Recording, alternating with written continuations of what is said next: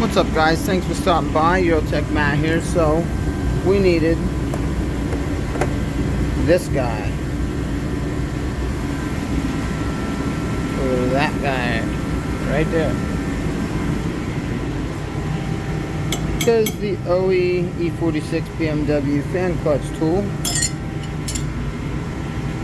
the wrench is garbage. The holder's okay.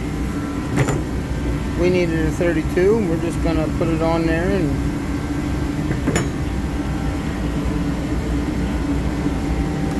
we're gonna blast it with one of these flat air hammer bits. See if it's just as good as the pneumatic fan clutch tool.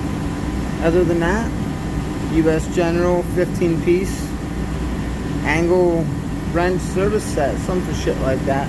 Check it out, guys. 15% off.